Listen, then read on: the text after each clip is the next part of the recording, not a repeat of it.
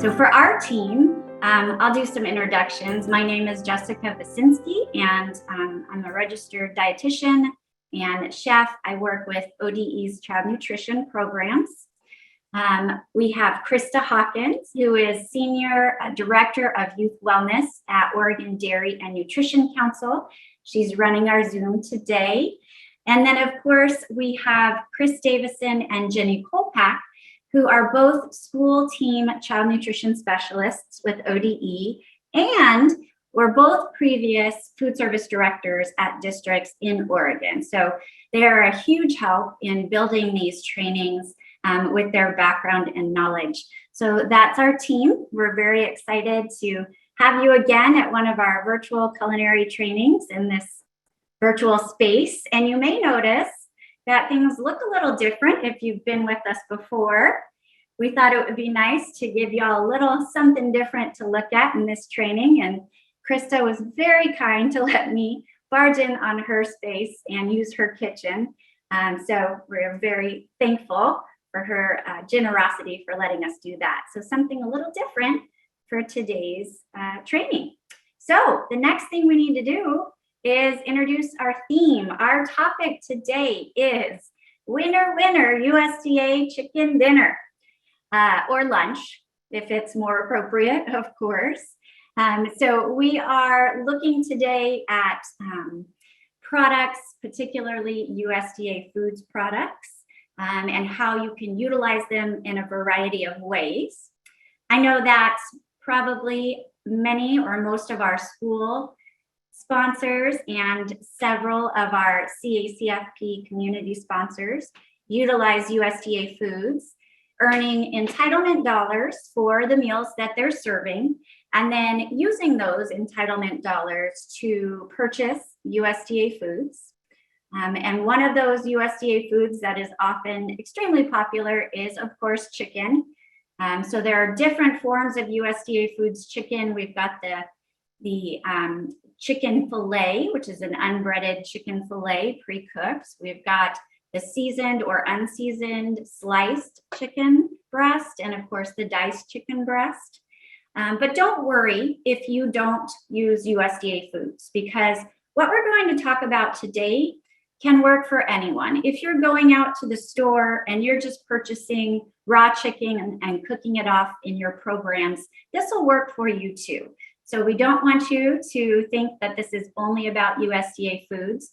But this topic was something that came up in one of our training surveys as a topic of interest. We had some respondents say that they really wanted to talk about or learn about different ways to utilize their inventory items, their USDA foods products, and chicken in particular, because that's always a popular one. So with that, I'm going to transition. And as I transition, I think I'd like Jenny. Jenny, do we have a poll that we can do at this point? We sure do, Jessica. Awesome. I just also want to interrupt and let people know the chat feature works now. So, Awesome. Yeah, so let me launch the poll here. As you know, chicken is a very popular source of protein in this country. And I'm just wondering if anyone knows how many pounds of chicken per year the average American consumes. And so the choices are 74 pounds, 87 pounds, 93 pounds, and 105 pounds. Yeah, so I see a lot of activity in the poll. I'm going to keep it going for about 10 more seconds, and then we'll end it and take a look. And the correct answer is 93 pounds, and that was the most popular answer. So great job, everybody. Y'all are pretty smart. 93 pounds. Well, that's a lot of chicken, I have to say. Look at that. Goodness. Well, then this is definitely a good topic to be discussing today. So with that in mind, I want to point out our participant handout. Now, I did send out an email earlier this week that included a handbook with many handouts, about, I'd say, a little over 50 pages. And so I will say that that might have been too large for some of your email inboxes to take and it bounced back, but that's okay if you didn't get it. We are going to link the participant handouts as well as the recorded session of today's training in a follow-up email that we'll send with other resources and information. But just to give you an idea of what's going to be in the participant handout, we have our recipes that we're going to demonstrate today. We also have resources about chicken, how to pick chicken, different elements of storing chicken. We've got some taste evaluation information, and we've got information on flavor profiles. Now, if you've been to any of these trainings over the last, let's say, year and a half, you know that I've been banging on about flavor profiles nonstop. And I promise you, I'm going to do it again today. But flavor profiles, if you haven't been with us for any of these trainings, they're really just the ingredients, you know, and primarily herbs and spices that a culture will use in their dishes that we then start to associate with those geographic regions or those cultural foods. So if I say Italy, you might think about garlic, you might think about oregano or basil.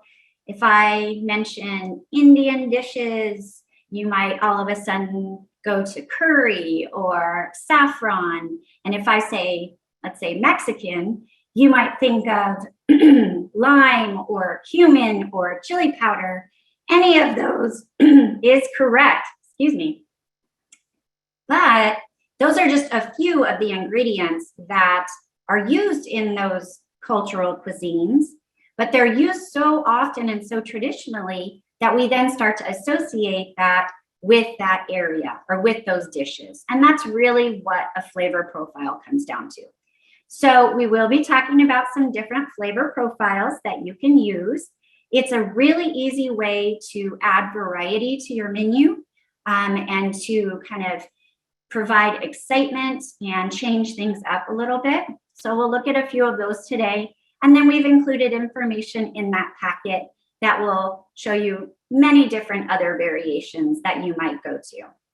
So I'm going to get set up for our first recipe demonstration. And while I do that, I think Jenny might have another poll that she wants to share. Jenny? Yes, ooh la la, Jessica. We're bringing in the flavor profiles into the chicken and just having a fun little quiz here.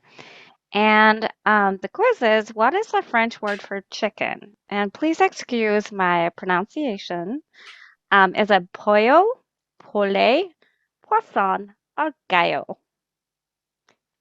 So just a little fun quiz. No wrongs or rights here. And I will give another few seconds for everyone to respond. Okay, and I'm going to end that poll and share the results. And you guys are too good. we do. We have a very, very smart bunch today. And the correct word is poulet. Great job, everybody. Good job. Oui, oui. Ooh la la. We can't trick them. So I am going to bring up a slide that is also included in your handouts. And this is just a visual representation of what we're going to try to talk about today. So what we really want to impart is, as you're thinking about your menus, as you're planning your menus, how can you make the best use of the items that you're purchasing?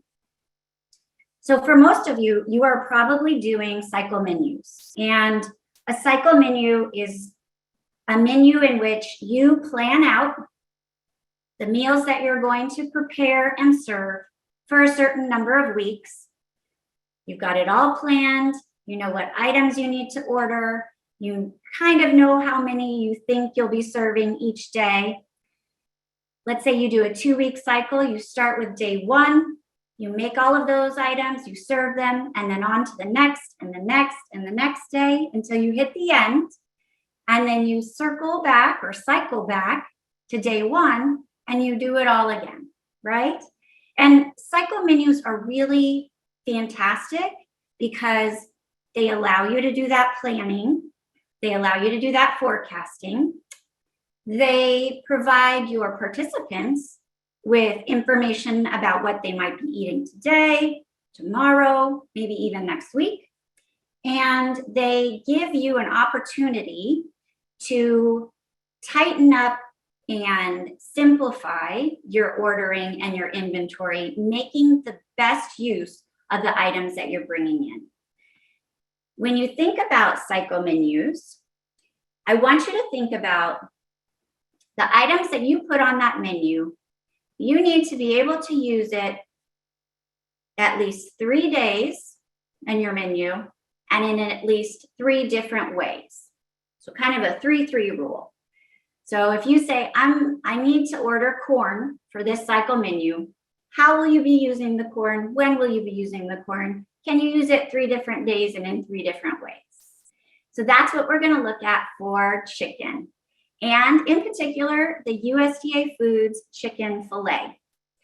So the slide here demonstrates the different ways that you might be able to serve that chicken fillet. So of course you can bun it, right? You can make it a sandwich.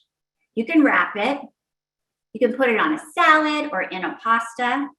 And then there are so many different seasonings, toppings, sauces that you can put with each of those different service ways or ways that you're serving it to give it variety, flexibility within your menu, versatility, and really all from just this one USDA chicken fillet. And the idea for this slide actually came from Chris Davison on our team. He used to serve a chicken sandwich in his district every single day. But instead of serving just that plain chicken sandwich that you see on that slide every single day, he decided he was going to give it some variety. He was going to make it interesting for his students, and he added different toppings. He added different sauces. He brought in different flavor profiles each day. So that chicken sandwich wasn't just a plain old chicken sandwich. It was something different every single day. But all he had to purchase for the chicken was that one chicken fillet item. So you're bringing in more of one item, right? But you're using it in many different ways. So you don't have to have as many, as Chris would say, SKUs, which is his grocery store language, which basically means many different items. You can do all of this with the one item. So I'll pull down the slide here and we'll get started with our first item, which is going to be our Presto Pesto chicken sandwich. So you can see in my other camera there, we've got the ingredients for the Presto Pesto.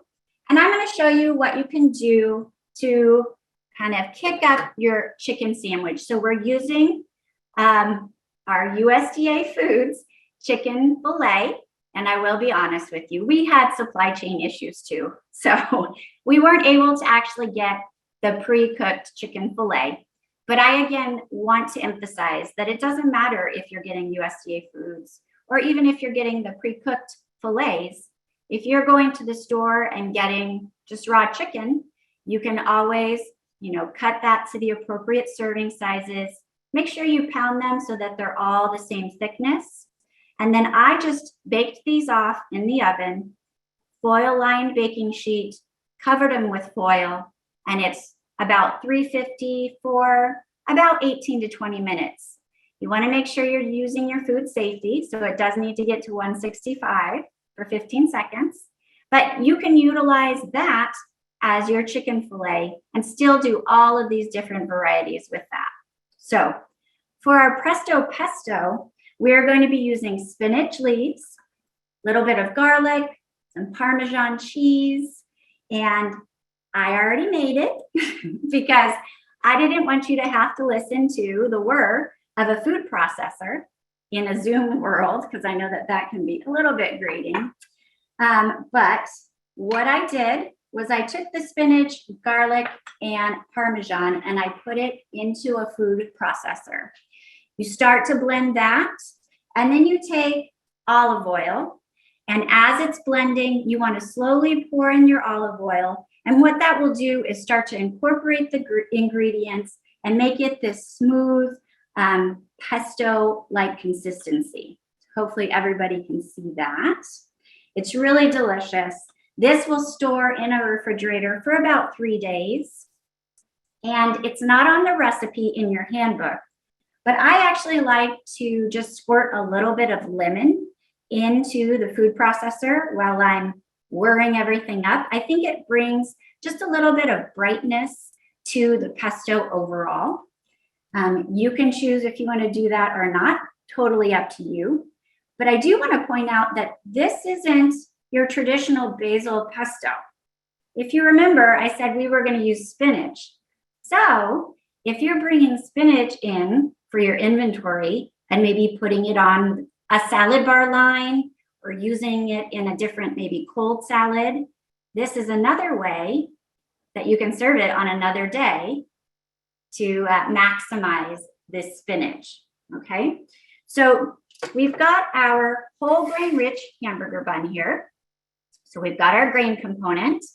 And to one side or the bottom of the hamburger bun, I'm actually going to add some cheese. We're working sort of with an Italian flavor profile. So I've got mozzarella cheese. So I will add that to the bottom of the hamburger bun. And about an ounce of that mozzarella cheese. Of course, I'm sure the students won't complain if you add a little bit more, right? Delicious. And then on top of the cheese, we're going to put our USDA chicken fillet. So we've got our cooked chicken fillet. We're going to top right on top of the cheese. And as you're doing this, if you're building this, once you've pulled the chicken out of the oven, the heat of the chicken is going to melt that cheese. So you don't need to put it back in the oven. If you are at a school that wraps your sandwiches in the foil sandwich wrappers or in some sort of wrapping, it will also contain the heat and make the cheese melt, which is great. Now to the top of the bun, we're going to add about 2 teaspoons, close to a tablespoon of the pesto. And we're just going to cover the top of the bun there. And that's it. So we're going to put that on top, and you've got a Presto pesto chicken sandwich. Now you can add lettuce or tomato, or you can let your participants decide what they want to do with that, of course, if you have it on the salad bar. Serve that with a little bit of milk, and you've got your reimbursable chicken fillet sandwich. So that's one way and one day that you can serve the chicken pesto. So that's our Presto pesto. Chris, are you seeing any questions coming in now that we've got that chat working? Thanks, Jessica. At this time, we don't have any questions, so I'll just remind our participants, if you have any questions for Chef Jessica as she's going through demonstrating the dishes she's doing, feel free to put them in the chat, and then we'll take a pause and answer some of your questions live. So our next day and way that we're going to use our USDA chicken fillet, and I do realize I just made a nice little Dr. Seuss poem there. We are going to do a wrap. So let's say when you're building your menu or cycle menu, you decide, okay, I know I'm going to do the chicken sandwich. I don't want to do another chicken sandwich, but I do want to use that chicken fillet in a unique way, and I want to give them a different flavor profile. We're going to do the honey mustard Swiss wrap. So of course, wraps are really popular. It's a great way to kind of add several different components into one item. So the tortilla is your grain. You can always add lettuce, tomato, veggies as part of your vegetable component. And then of course, we'll have our meat alternate and our chicken. But usually a wrap, you know, long cylindrical type of thing, a full fillet will be a little bit cumbersome, won't really fit in that tortilla. So one option would be, okay, I'm going to do chicken wraps, so I better order those sliced chicken pieces from USDA Foods. But I'll just tell you, the best option would be order just a few more of those chicken fillets and go ahead. It's not very labor intensive. Just slice the fillets and make slices of your own. That way you don't have to deal with ordering one more item and bringing it in. So this is our second day and second way that we're using the USDA Foods chicken fillet or any chicken fillet. So I'm going to make the honey mustard sauce, which is super easy.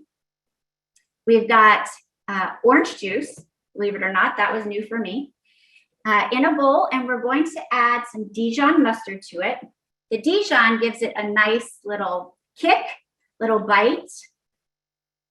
So we'll add that, and then we've got our honey. And this is something that, you know, when you have a little bit of time in the kitchen, you could make a big batch of, if you like, and store it in the refrigerator. I know that honey mustard can be used for so many things, and the kids really kind of like that flavor. I guess if I were thinking about a flavor profile for honey mustard, it would probably be American. I think this is something somewhat unique to us, although Dijon mustard, that's a little bit French. So I'm going to go ahead and just whisk that all together until it comes together and just becomes sort of a little bit of a thicker consistency than the orange juice. Now it's not going to be the super thick consistency that we think of when you think about, we'll say, you know, that place with the golden arches honey mustard. It will be a little less thick than that, but it's great for drizzling, and that's what we're going to use it for. So I'm going to set this aside so that I can bring over my tortilla. So I have a nice whole grain rich tortilla. I've actually already added some lettuce, just chopped up lettuce, a little bit of diced tomato to give it some of that veggie component, and also to provide a little bit of crunch. The lettuce will give it some nice crunch to it. I have sliced up my USDA chicken fillet. So I'm going to layer some of those slices onto the lettuce and tomato.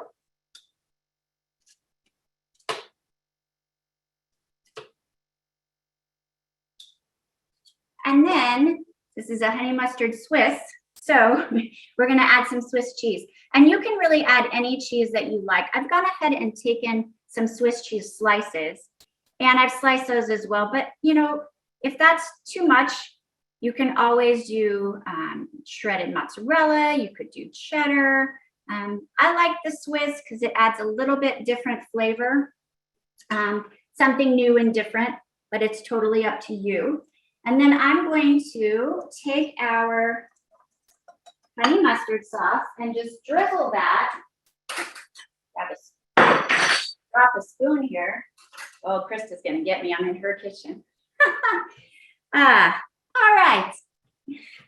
All right. This is Cooking with Lucy and Ethel. So we're going to drizzle your honey mustard over the top of your chicken and Swiss. And you can do this as you're building the wraps if you serve the wraps on the line, or you could put this out for the kids to do once they've taken the wrap. If you have a condiment station or a flavor station.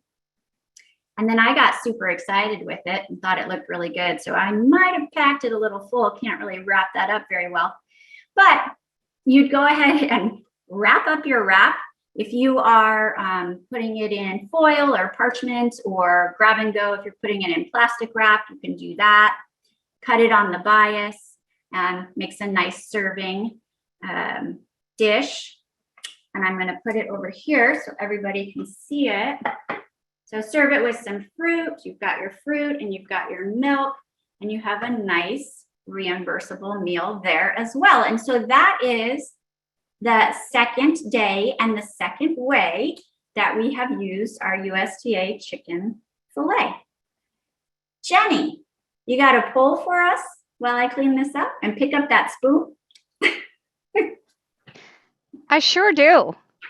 So, yes, we've been talking about using the same chicken product in a variety of ways, and we know that there's lots of products that are available. So, I just want to take a quick poll and see what are the following forms of chicken that you use the most in your program, and you can select more than one. And the choices are diced chicken, unbreaded chicken strips, and those are the cooked variety. The chicken fillet that Jessica has been demonstrating, again, a cooked variety. Chicken breast, boneless, skinless, uncooked. The eight cut chicken that's uncooked, or none of the above. And let's see, I have some choices slowly trickling in. And so I'm going to give you all a few more, let's say like 20 more seconds to answer that because it is multiple choice. Okay, we have 72% of people have answered. Looking for another few participants. Okay, so let's take a look at the results. So yeah, the diced chicken is very popular at 68% of people use that, closely followed by the chicken fillet. So I don't know. I think after today, we might be knocking that diced chicken off the top of the poll. Who knows? Who knows, right? We can always shoot for the stars. So thank you, Jenny. Chris, any conversation in that chat you want to share? We still have no questions. I did put a reminder in our chat that you can put your questions or any suggestions that you have, or any fun ways that you serve chicken in your district or your sponsoring organization. Feel free to put them in the Q&A. Fantastic. Thank you. All right. So I've saved maybe the best for last. And I want to put this in front of the camera. So this is in your handout, so please don't try to screenshot while I inexpertly try to show you. We are going to look at how you can actually take your chicken breast and shred it and use it in a pasta dish. Now, of course, you can use shredded chicken in any of these ways. You could use it on the bun, you could wrap it, put it on a salad, or put it in pasta. But we're going to do a chicken Alfredo pasta for our third day and our third way of using the USDA Foods chicken fillet. And I have to credit Jenny Polpak. In her research for this training, she actually found a fantastic shredded chicken salad base recipe. So that's included in the handout packet. I had never actually heard of this technique for shredding chicken, but I tried it at home to test it for this, and it worked perfectly. And I will no longer be doing the 2-fork chicken shredding method ever again. It's amazing. And we're actually going to try it live on camera. So let's hope it works again, or else this is going to be a flop. So what I'm going to do, though, we're going to have a Dramamine moment, as Krista called it. And I am going to take my little phone camera here, potentially. And I'm going to show you what I'm doing with a KitchenAid mixer. Oh, hold on, guys. Okay, so we have our KitchenAid mixer here, and this is how we're going to shred our chicken. So in the KitchenAid, in our KitchenAid, we are going to add our chicken breasts, our cooked chicken breasts. I'll try not to move so everybody doesn't get sick. And I'll tell you this, I was a non-believer. I thought it wasn't going to work, but it truly did. So we're gonna hope for the best. Okay, so you cook off your chicken, you let it cool just a little bit. You're going to use your paddle attachment. And of course, if you're making meals for hundreds of kids, your mixer is going to be quite larger than this one. But this is a great representation of what can happen. Chris is coming over to hold the camera. So you want to start slowly. That's the main point. So we're going to start slowly and hope for the best. And you want to lock it. So what's happening is starting to actually shred the chicken. And as it does that, see that? You can start to speed it up a little bit.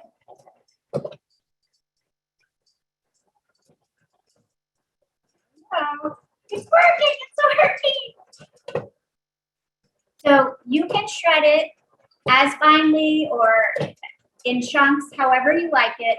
You'll just continue to do this until it's done.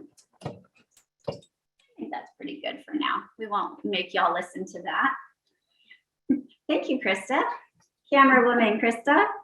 Now I'll try to put this back and we'll talk about our chicken Alfredo. So hopefully that was a fun technique. Like I said, that was one that I have never heard of before, but was really excited to try and seemed to work even on and off camera. So that's exciting.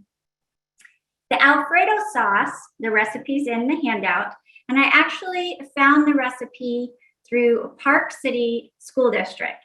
So I want to give a shout out to them because I had to copy the recipe and put it on just a plain Word document because I needed to credit it, which I have done, and that's also in the handbook as well. But I felt like it was an easy recipe to use things that you might already have. So again, we're thinking about that theme of using your items for several days and in several ways.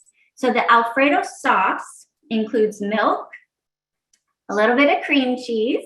So if you're serving cream cheese on your breakfast bar or in your breakfast service, it's a good use for it. Just a little bit of flour to help with thickening, some salt, garlic, and then Parmesan cheese, lots of Parmesan cheese. So all you need to do is you're going to put your milk, flour, salt, and garlic in a blender, and you blend that up really well. Probably didn't say cream cheese, but you add that as well.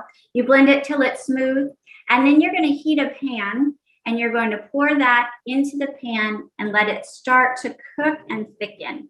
And it really only takes about 3 to 4 minutes to start getting thick. And once it does, you go ahead and pull it off of the heat and you stir in your cheese. And as you're doing that, it will start to thicken up a little bit more. So you can always add a little bit more milk if you don't want it to be as thick. But it's really fantastic and easy recipe. There is a USDA recipe that uses cream of chicken soup. And so if that's something that you use in your meal programs instead, you can certainly use that recipe. But this one was one I wanted to try. And I actually had it for dinner last night and I really enjoyed it. So to this, of course, we're going to have our shredded chicken. We're going to add some pasta. And to provide a little bit of color, we're going to add some peas. So I've already cooked my pasta and it's been strained. So I'm going to go ahead and put that in my bowl. When I was draining the pasta, I just went ahead and put the peas in the strainer and then let the hot water from the pasta just heat those peas up. I'll put that down here. So we've got our pasta, we've got our peas, and to that, I'm going to add some of our chicken. Now, of course, the recipe is for a smaller portion, so I think it uses about 8 ounces of chicken, but you can quantify your recipe for whatever size you need, however many meals. So I'm going to take our fantastically awesome shredded chicken. I'm going to put some of that in there. And then we will just pour our Alfredo sauce on top of that and mix it all together. I can already smell the garlic. It's really perfuming. So again, this is probably our Italian flavor profile. So I've done 2 Italian flavor profiles. Uh-oh. That's probably because I am Italian, but so you'll mix that all together. And then depending on how you're doing service, you could put it in a steam table pan and keep it warm. You could serve it right out from the stove if that's how you're doing things. But you definitely want to just keep it heated. Gets really nice and ooey gooey. You could put some more cheese on top when you serve it. We're going to serve that with some delicious blueberries to add another pop of color. And I will put this on my plate. Set this aside and put it in front of our camera so that you can see what our reimbursable meal may look like. Here it is. Ta-da! And there's our milk. I always want to have milk. And I'll get my pan out of the way so you can actually see it. So that is the shredded chicken Alfredo with peas. So our pasta and peas. Of course, you could put spinach in there. That's a third way you can use that spinach if you wanted to, or any other vegetables. The Alfredo sauce can be used in other ways as well. And really, this is an opportunity to think about how you can plan for menu items that you can mix and match, providing you ultimate variety, right? And flexibility within your menu when you're thinking about it. So that's our third day and our third way of utilizing the USDA chicken. So I'm going to throw it over to Jenny again and pull up a bowl. Thank you, Jessica. And I'm glad that technique looks so well on camera today. So the question is, I will use the technique used for shredding chicken today in my program. And so the choices are yes, no, or maybe. And let's see, I have 72% of people have answered. Going to give it a few more seconds. Okay, so I'm going to share the results. Maybe. And we had a lot of maybes, some yeses, and we don't have any nos. So That's great. that is great. So if you try this technique in your large kitchen with large equipment, please let us know how it works. We'd love to hear. We would. Absolutely. We were very excited about this. And I will let you know that, again, this was called the shredded chicken salad base recipe. And so we've included some other of the salad recipes that went along with this so that you can see how they were utilized for this program. You might get some ideas and some different flavor profiles that you can use with that shredded chicken as well. But we thought it might be kind of a little bit fun to change it up and see what else we could use that shredded chicken for. So again, our ultimate aim of today's training is looking at ways in which you can maximize your inventory that you're bringing in for your cycle menu, providing you the opportunity to not have to order multiple unique items to make dishes, but giving you encouragement, creativity, empowerment to think about the items you're bringing in and how you can use them 3 days in your cycle menu and 3 different ways in your cycle menu. So as Jenny mentioned, if you use that shredded chicken in any of your recipes, we would love to see it. But we'd also love to know different items or things that you like to use that you then mix up with different flavor profiles or change to use different maybe grain vehicles to kind of carry it through, or whatever it is that you do to bring versatility to your menus. We would love to hear it. So we've done our 3 demonstration recipes, but we have included several other recipes in those handbooks. Just remember, when you're doing a recipe, if you're doing it from scratch or a recipe of your own, you do want to make sure that you credit it. And you can do that through the interactive food buying guide online. That is how I credited our chicken Alfredo recipe.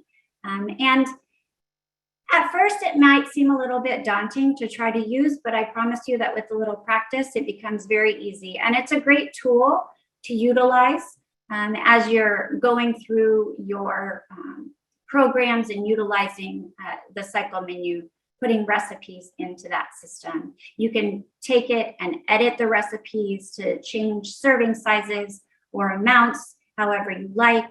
You can print them and use them in your trainings, whatever works for you. So we encourage you to try to use that interactive food buying guide as you're building your cycle menus. So I'm gonna grab a glass of water and open it up to Chris for what's in the chat. Perfect. Thanks, Jessica. I think we're all hungry, really hungry now that we've seen all of your wonderful dishes. So one of the questions and maybe a comment that one of our panelists have or our participants have today is she noticed that the recipe was for 6, but when doing the math to get to 300, sometimes that could be complicated. Simply just multiplying by 50 to get to 300 could be a challenge when you're looking at unique ingredients such as converting ounces to pounds and whatnot. So I guess maybe the question would be, do you have any tricks or tips and when you're doing those conversions and how you're approaching that? Yeah, sure. That's a great question and a great observation as well. It is when you're quantifying recipes in a grand scale, let's say taking it from 6 to 300, there are tips for how do you quantify a recipe, right? You say, okay, what do I have? How many servings does it serve now? And what do I want to get to? You do a little bit of math and then you multiply all the ingredients, but that doesn't always come out exactly as you would wish, especially when you're dealing with herbs and spices. And so what I typically like to do is when I'm quantifying a recipe for an extremely large amount, as in the example, is all of the main ingredients I am going to absolutely multiply, straight across.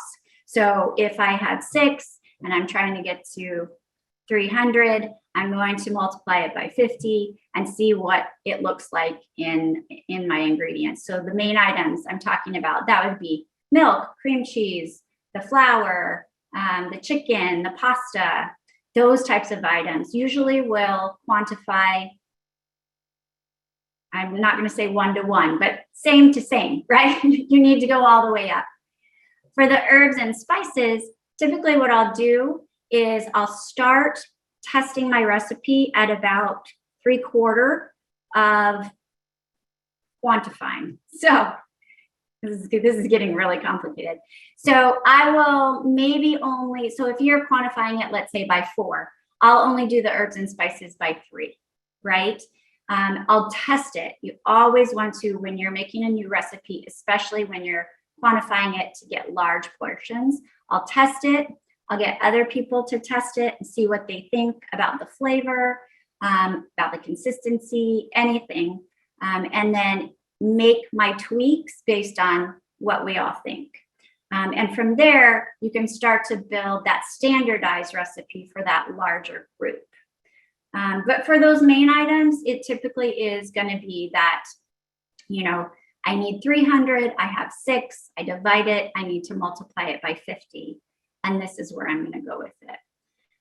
When you're working in school nutrition or with CACFP and you're getting in items like a number 10 can, those are harder to deal with, right? Because you have a certain number of portions in a number 10 can, and you don't want to just open a full can for, like 2 portions of it. So that takes a little bit more finagling, definitely takes recipe testing and getting it to that point that it makes enough servings for your group, but isn't causing you to order items that then might be wasted. So like opening up a number 10 can for 2 portions.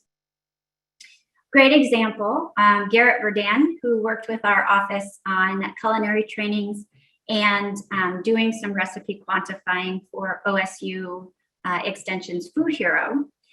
He did some recipes which you'll find on foodhero.org, and you'll notice that the serving sizes, instead of being, let's say 25, 50, 100, it might be 23, might be, 52, and then it might be 100.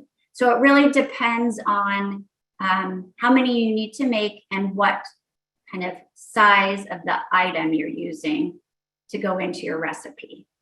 It's a very long, drawn out response to probably a more simple question, but it's all about kind of testing it out and making small tweaks as you go.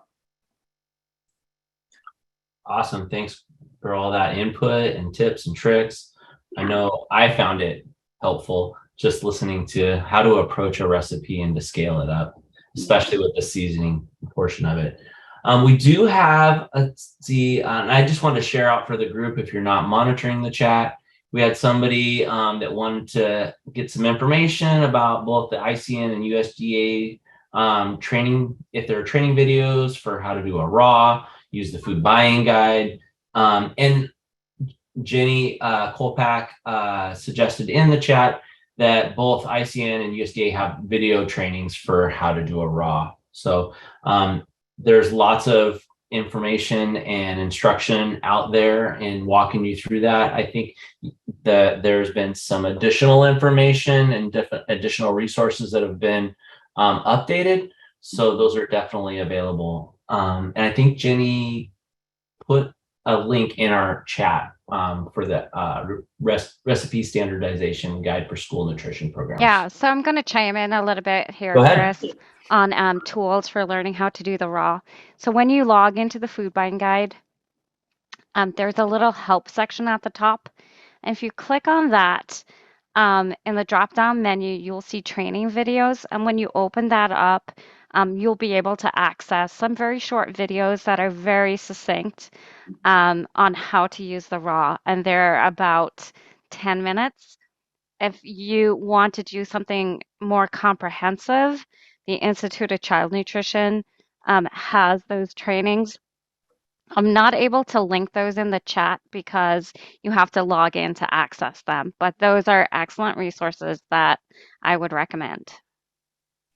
Yeah, absolutely. And I have to say that I am super excited that in the last maybe 3 years, time with COVID gets a little screwy, but the Institute for Child Nutrition has now created the Culinary Institute for Child Nutrition. So they're sort of taking all of the trainings related to culinary, and they're even beefing them up even more and providing trainings, videos, resources, which is super exciting because I think it's really highlighting that what we do in schools, in childcares, in the organizations where we do these programs, this is culinary.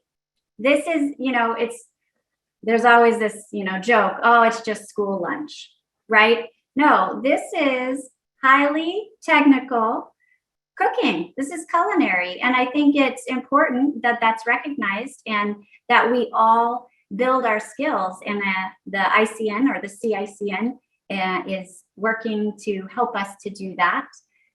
So it's very exciting times. So thanks for putting those links in the chat. The raw does have training videos that you can go through, and I agree. They are really quick and help walk you through crediting those recipes. And so, as I said, at first it might seem a little daunting, but once you get the feel for it, it's great, and it's a fantastic tool. I think I also saw that it's a great tool for quantifying your recipes too. So it does help you in doing that math initially for the items that you might need. There are tools in there where you can enter how much chicken you currently have on hand, how many servings and what you need for a recipe, and it will tell you, okay, you need to order this much more based on what you've told me. So lots of great tools in there that I encourage you to check out. I'm just pulling our 3 days and 3 ways chicken items here. So we had our chicken sandwich, right? Our Presto Pesto chicken sandwich on our whole grain bun. And then we decided, hey, we want to do something a little different. So we're going to slice that chicken fillet and we're going to do our wrap. There we go. And then we got really crazy and thankfully it worked. And we did our shredded chicken Alfredo pasta. So we brought in that one item and we used it on our cycle menu 3 days and in 3 different ways. And I'm going to bet that the kids love it. I'm just going to say that because they're not around. But I think it'll be a lot of fun for kids and they'll get excited about that. And, you know, include them in the things that you're planning, get their ideas, get their feedback. I know many of you that are on this training and have been in trainings in the past, do samples for your participants, get them to try things, get their feedback. And I think that is a great way. They are our customers to find out what they like. And how we can, you know, add a little something different. All right, so I will throw it one more time over to Chris, see if there's anything else in the chat that we want to bring up. So far, nothing in the chat. Just a big thank you for walking through the information you did on how to expand a recipe. Awesome, fantastic. Okay, well, Jenny, do you want to close us out with a poll? I sure do, but I'm not going to launch it this time. I'm going to have people answer in the chat. All right. And just out of curiosity, what is the most popular chicken entree in your program? So feel free to bomb the chat. You can have more than one answer too. Bomb it. Share ideas. Get people excited about trying different things. Chicken wraps. You can add that one today to your repertoire of chicken wraps. Oh, I like this one, chicken tortilla soup. That sounds delicious. Chicken pozole. Oh, so Look at these flavor profiles coming out. I know. Chicken nuggets, always a favorite. Yep. Chicken fajitas, again, flavor profiles. Yep. Teriyaki. Alfredo, teriyaki chicken. You guys have these flavor profiles mastered. I love it. Barbecue chicken sandwich. Chicken veggie soup. Let's see, am I missing anything here? So many good ideas. They are. I'm excited. I know we're going to. Shredded barbecue sandwich. Ooh, Awesome. barbecue chicken. Yeah, that shredding technique you could use for that barbecue chicken sandwich. Oh, mashed potato chicken bowl. Ooh, that sounds good for the winter. Huh? That's very on point right now, very on trend. Yes, I love it.